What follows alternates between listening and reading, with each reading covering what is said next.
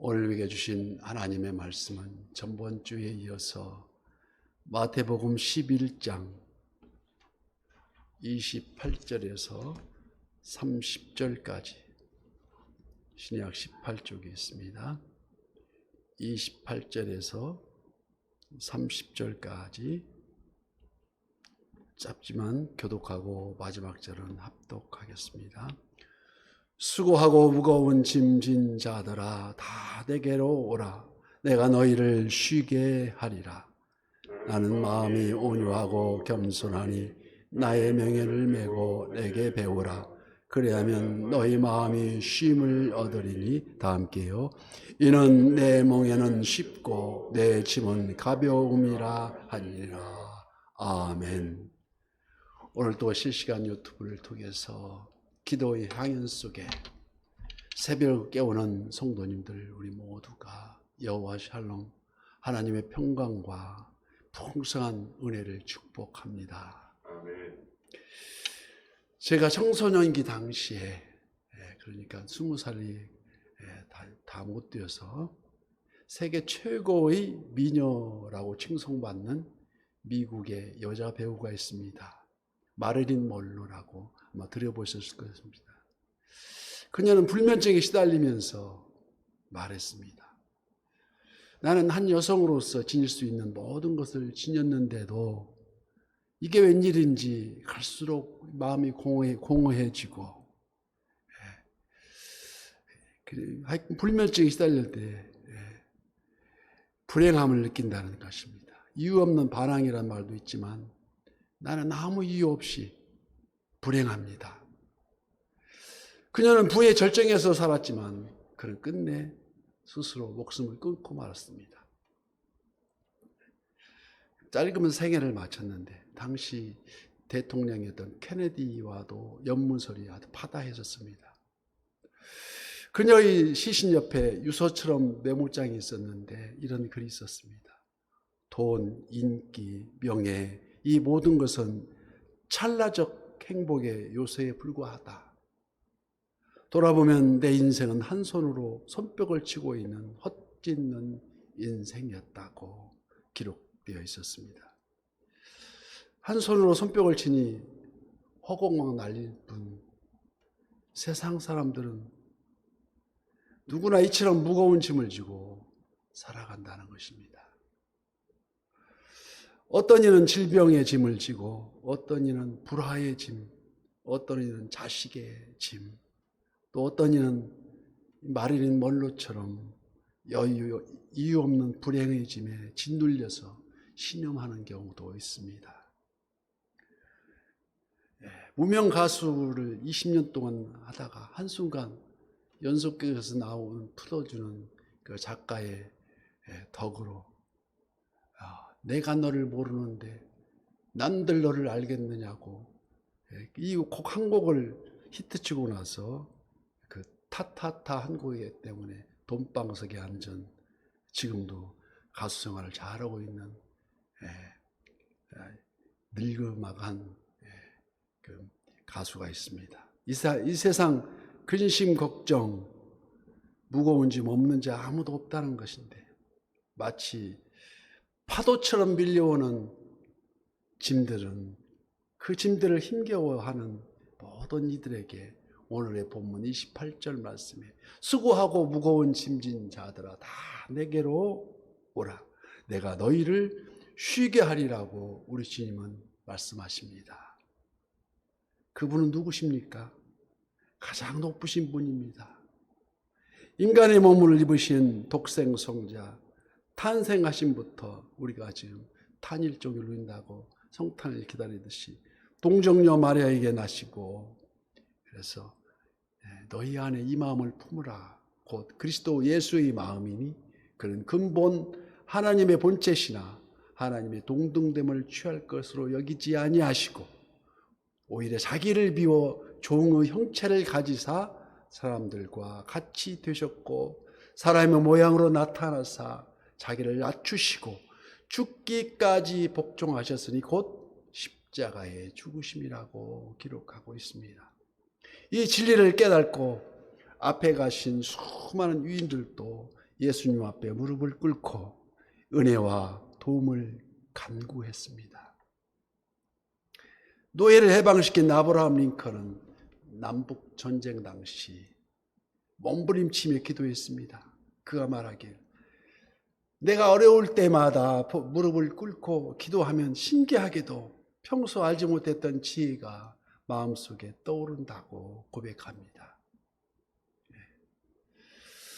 가난해서 학교 교육을 겨우 9개월로 마친 통나무집에 살던 그 링컨이, 그가 대통령이 당선되어서 주님의 도우심으로 남북 전쟁을 기적적으로 승리로 이끌고 결국 노예를 해방시켰습니다.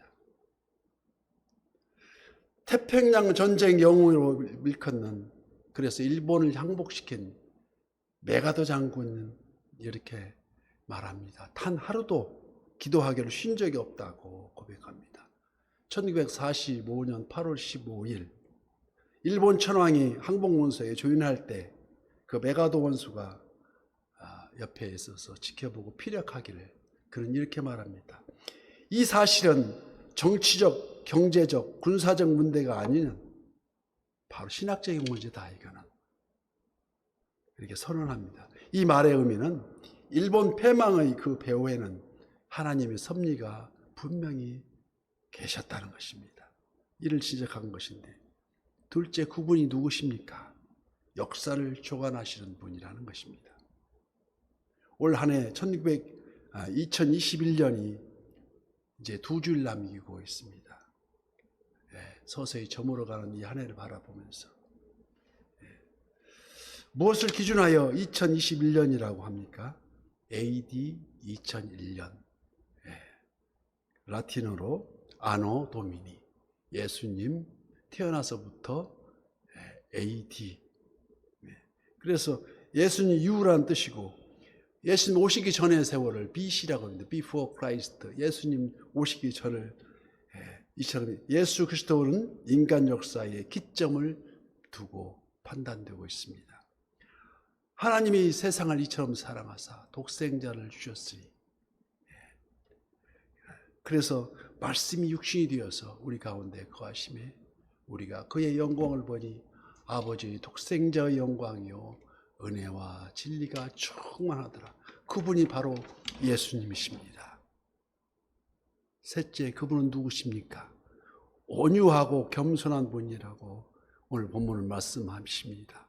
29절 말씀, 나는 마음이 온유하고 겸손하니 나의 명예를 메고 내게 배우라. 그리하면 너희 마음이 쉼을 얻으리니. 세상에선 높은 지위나 권세가 주어지면 곧잘 교만한 모습으로 군림하는 경우가 흔히 봅니다. 그러나 만유의 주, 만왕의 왕이신 예수님은 한없이 온유하시고 겸손하시어서 수고하는 사람, 무거운 짐을 지고 힘들어 허덕이는 사람, 누구든지 다 내게로 오라서 쉬라 하십니다. 어느 가정에서 사랑하는 어린 아들을 학교에 입학을 시켰습니다. 그런데 석 달 만에 퇴학을 당해서 집에 돌아옵니다. 지금은 그런 일이 없지만은 옛날에는 많은 사람들에게 교육에 지장을 미친다 해서 그런 경우도 있었답니다. 그 이유는 그 아이가 머리가 둔해서 학습 능력이 떨어진다는 것입니다. 그래서 자기 어머니는, 그 어린아이 어머니는 초등학교 교사 경력이 있었던 그 어머니는 그 아들을 위해서 하루에 2시간씩 기도하면서 그 아들을 가르쳤습니다. 하나님께서는 이 둔한 아들에게 남다른 지혜를 허락하셔서 이 아들이 바로 다름 아닌 1300가지의 발명 특허를 얻어낸 에디슨이었습니다. 우리가 지금 켜고 있는 이 불도 이 기초가 필라멘트, 타지 않는 불, 암극과 양극이 만나서 스파크를 일으키는 그 불로 변형돼서 이 불도 그 에디슨이 발명한 특허였습니다. 하나님은 이처럼 쓸모없는 없이 여겨왔던 사람도 그 기도에 응답하셔서 그 자식에 대한 어머니의 무거운 짐을 깨끗하게 벗겨주실 뿐만 아니라 인류를 공헌하는 아주 큰 업적을 남기신 것입니다.